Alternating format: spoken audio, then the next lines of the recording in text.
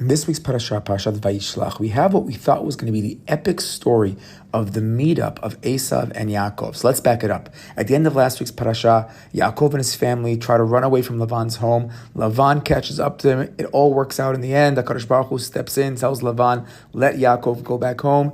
And now Yaakov and his family are on their way back to the land of Israel. At the start of this week's parasha, Yaakov sends a message to Eisav. He says, my brother, I'm on my way back. I have my family with me. I'm coming.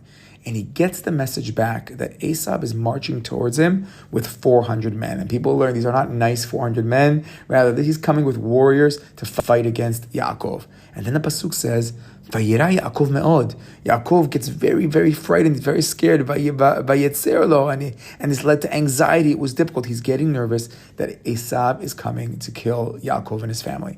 And he creates a whole military strategy, a big plan. Yaakov splits his family into two camps. So in case one gets attacked and doesn't make it out, the other one can escape. He starts sending presents and gifts, trying to bribe Eisav. And he prays to HaKadosh Baruch Hu. He prays to Hashem, let me be successful.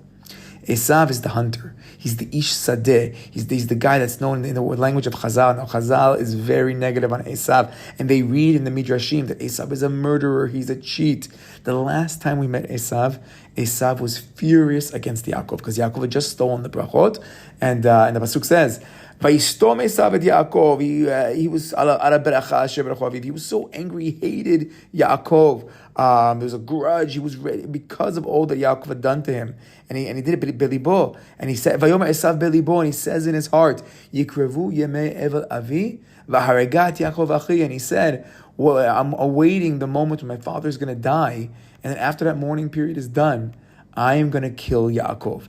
I'm going to kill Yaakov, my brother." So Eisav has this plan. He wants to kill Yaakov. And even though it says that he said it in his heart, somehow Rivka finds out. Is it Ruach HaKodesh? Could he not hold it back? But Rivka finds out that Eisav wants to kill Yaakov. So this is 22 years earlier. That's when she sends Yaakov away. You got to run away to my family until Eisav cools down. And then you can finally come back. I'll send a message when you can come back. Now, 22 years have gone by. And it appears from our parasha that Eisav didn't cool down. He brings this whole army of 400 men to face Yaakov. Now, right before this meeting, we have the famous story of Yaakov fighting that unnamed man. We find out later it's an angel in the middle of the night. And according to Hazal, it's actually the angel of Eisav. It's Eisav, it's Sarosha, Eisav. Eisav's angel fights against Yaakov. They wrestle. Ultimately, Yaakov wins. And then the next day, we have this face-off of Yaakov against the real Eisav. But instead of this great fight that we all thought was about to happen, we were anticipating, oh my God, what's going to be this epic meeting of Yaakov and Eisav? The exact opposite happens. And the pasuk tells us, the second Eisav sees Yaakov, Vayarotz Eisav likrato. Eisav runs to his brother, Vaychabekeu, Vayipol ad savarav, Yishakeu. And he comes and he embraces him, gives him a big hug, and he falls on his neck, he kisses him, and Vayivku. And then they both cry. So it seems like be like this beautiful, beautiful meeting up. And then they speak for a little bit. Eisav says, let's walk together. Yaakov holds back a little bit, says, no, you go ahead, I'll catch up eventually. And then they part ways, and it seems to be like a nicer, a nice meetup, like these two brothers. So what in the world happened? Eisav, and then you see that in Chazal, we don't find that Eisav is a tzaddik afterwards. The rabbis in the Midrashim hold Eisav to be in a very, very negative light. Now, I did hear there are some commentaries that say that these Midrashim are using Eisav really more as a symbol for Rome, because Rome traditionally is genealogically, spiritual genealogy, the descendants, and today really we say that the Western world is the spiritual descendants of Eisav. And at that point, when these Midrashim were being written, it was the destruction of the Beit HaMikdash by the hands of the Romans, and they were so cruel and they were so evil. So sometimes Chazal is reading into Eisav, but they're really telling over the story, trying to avoid the Roman censors, and really telling over the story of what Eisav's kids were doing to the Jewish people. But really, according to Chazal, Eisav is really evil person. And even afterwards, he's an evil person. And as a proof to that, they bring down at the very end of our parasha, the Torah talks about Yitzchak's death. And the pasuk says, Vayigva Yitzchak bayamot, and Yitzchak dies, and he dies at a nice ripe old age. And Yitzchak is going to live the longest; he's going to live to 180. And then the pasuk says, "Vayikberu oto Eisav veYaakov banav." And now Eisav makes his final appearance, and Eisav and Yaakov come back, and they bury Yitzchak.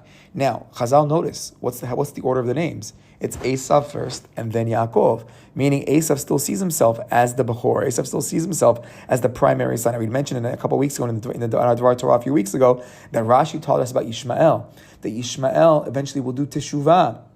And then we spoke about that in a couple of recordings. Is it going to last? Is it not going to last? But it appears that at least when Avraham died and Yishmael and Yitzchak came to bury Avraham, so it says in the pasuk that Yitzchak and Yishmael buried Avraham, meaning Yitzchak's name is put first. And the Rashi quotes the Chazal that from here we learn that Yishmael did teshuvah because he won't take a step to the side and give kavod to Yitzchak, recognizing that Yitzchak is the primary son. But when it comes to Eisav and Yaakov, we don't see that. Esav's name is still first. These are the hints in the parasha that Eisav remains evil, and again, according to the Midrashim, Eisav is always going to be bad. There is one little teaching that says that maybe at the end of the days, things with Eisav and Yaakov are going to get better, because Yaakov tells Eisav, I'm going to catch up to you. Walk ahead of me, I'll catch up. So some want to say maybe in the end of days, maybe in the Yemot Mashiach, Yaakov and Eisav will walk together, because that's what Yaakov tells Eisav. Okay, so that is one approach, but it's more of, I think, of a later approach to that story. But what happens in our story? So if Eisav is so evil, he's evil before, he's evil afterwards, so how come right in the middle do we have this story where they actually meet up, when we're actually supposed to have that big battle, that big fight? We have a hug, we have a kiss, we have crying. Like what changed? Actually, there's a cute joke they say about Eisav, that there's a halacha. Actually, it's a halacha.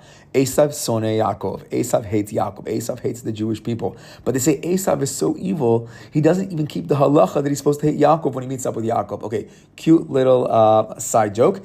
But but what's really going on in our story? What are the explanations to why when they finally meet up, the exact opposite happens, and Eisav, who's coming, and he's coming with 400 warriors. I actually even saw some that want to say 400 generals. It's a much even bigger army that's there. So Eisav is ready to fight. So how come in 1 second it all changes over, and now Eisav hugs and kisses? What took place over here? Okay. So before we get to the actual answers that I saw brought down for why he hugs and kisses, even Chazal here have a hard time.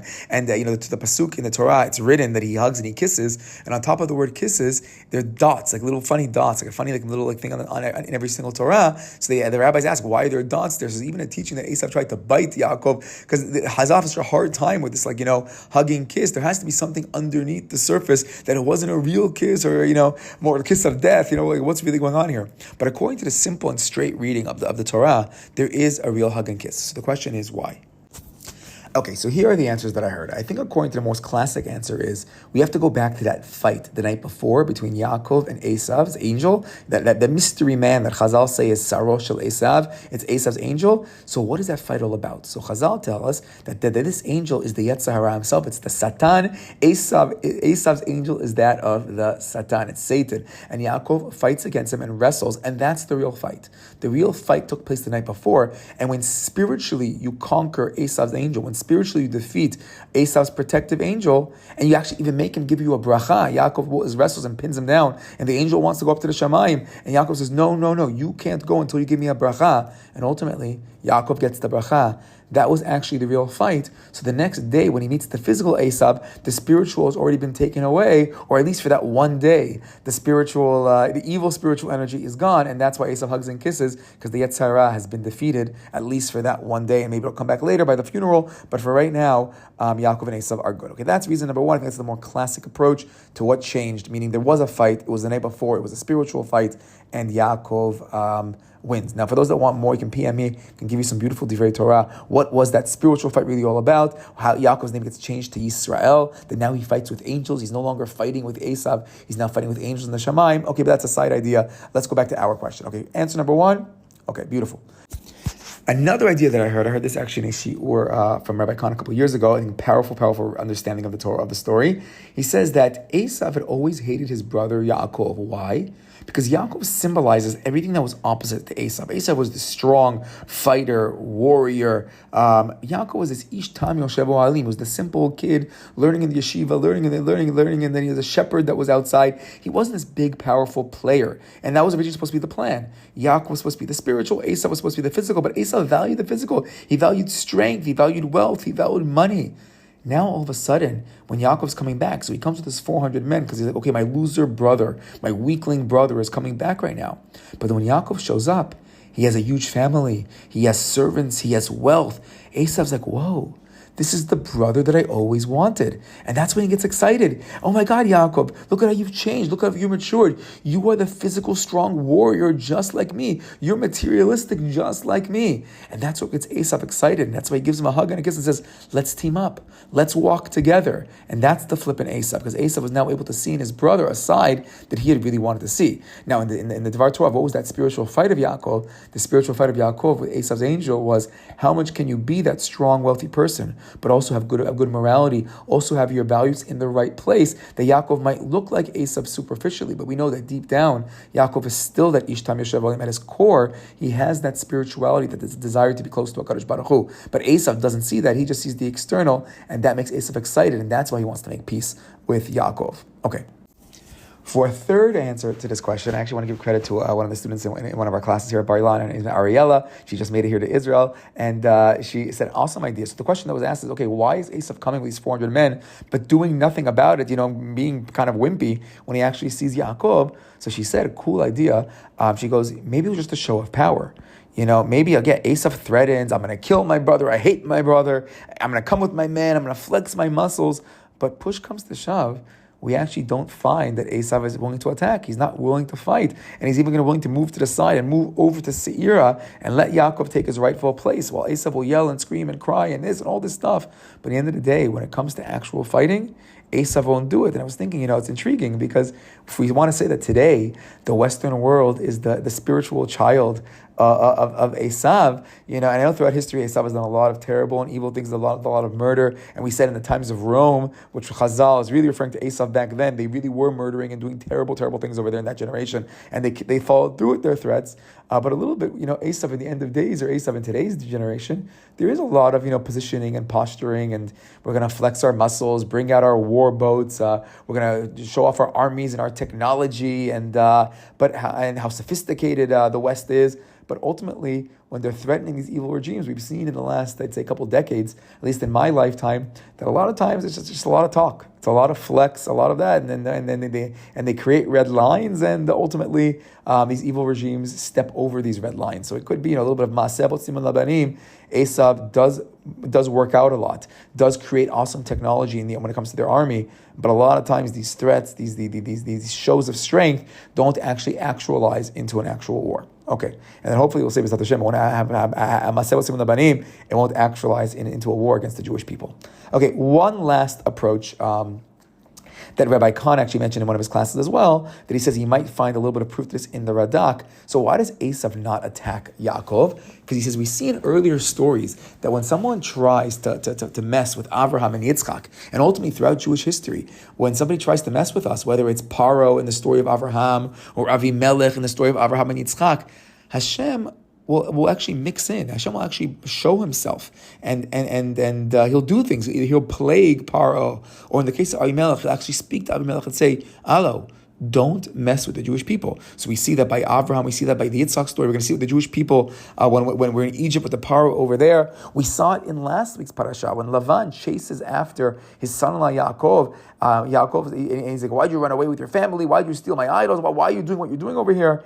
And then ultimately, Lavan even tells him openly, "I was going to attack you, but then Hashem told me in a dream last night not to do it." So we see that Hashem will mix in and will speak. So Rabbi Kahn says it could be maybe that Hashem spoke to Eisav the night before. He says the Radak might even say this, that Hashem spoke to Eisav the night before and said, "You don't mess with Yaakov," because ultimately when we do have those big wars, when we have those existential threats against the Jewish people, we'll get hit. Yaakov, when he fought against Eisav's angel, he got hurt in the Yerah, he got hurt in the leg by the Gidon Hashem. We will get hurt in history, but ultimately we're going to remain standing. The sun will shine and the limp will go away, and Yaakov will keep walking forward because Hashem will protect us, and Hashem will get in there when He needs to. So one last idea, with this last point. So Baruch Hashem, it's difficult times here in Eretz Yisrael, but thankfully here at Israel Expi at Bar Ilan, we've opened up, and as of tomorrow, we're going to be up to 85 students. We had our second big group of students come in. It's actually the third, fourth wave of students that have come in since the start of the year, and the group came in, and part of opening orientation, we wanted to have a little bit of fun, and we brought in the famous singer here in Israel in the Jewish world, Nissim Black, a convert, and he came and he spoke to us about why he converted to Judaism. He sang a little bit for us as well, had a little rapping going on, we took some selfies, and then he spoke to us, why did he convert to Judaism? In a very powerful story where he said that, when he started learning about the prophecies, about what the Bible speaks about, and the Jewish people, he said it came true. The fact that the Jewish people are still around today, that we're not some exhibit in a museum right next to the Canaanites. You go to the Bible Lands Museum here in Israel, go to Jerusalem, to the old school museums. You're going to see all of the archaeology of the Canaanites, of the Philistines. None of these people exist anymore. He goes, the fact that we're around is the biggest miracle. He actually said a very clever line. He goes, I don't understand. He says, when this Jew comes up and says, I'm an atheist Jew, he says, you can't have an atheist Jew, because the second you identify with being a Jew, that's a proof to God. He says, in 2023, to self-identify as a Jew proves the hand of Hashem. And he says it proves that Hashem wants us here. And he was telling us, giving us a lot of chizuk. He's telling us, Hashem is our general. Hashem is going to make sure that we're here. So he says, you want the real answer why Eisav doesn't attack? Because Hashem won't let him attack. Because throughout history, either directly or indirectly, Hashem will go to that enemy and stop him. Be'ezrat Hashem, may all the attacks that have happened against the Jewish people right now come to an end. May we step it up. May the sun shine on us and we walk strongly as we face all those Eisavs, all those enemies of the Jewish people, and let them crumble and turn to hugs and kisses. Shabbat Shalom. To add one little addendum to that Dvar Torah, so we mentioned a middle opinion that says, maybe the whole Eisav crumbling when he sees Yaakov not really fighting, because Eisav was all fake. He was just a bit of a show, like, look at how tough I am, look at how strong I am, but ultimately it was hot air, it was all a fake. So I was thinking, we have a little bit of proof to that from the whole fight against Eisav's angel, because Eisav's angel, where does he attack Yaakov? What's the fight all about? The Gid HaNasheh, and as we said in the past, the Gid HaNasheh is that part of the meat, it's that part of the steak, it's the sinew that has no taste. The Gemara has a back and forth.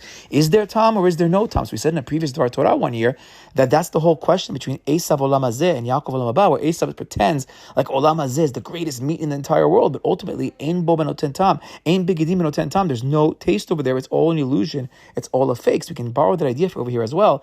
Even the strength of Eisav is coming out as an illusion. Shabbat Shalom.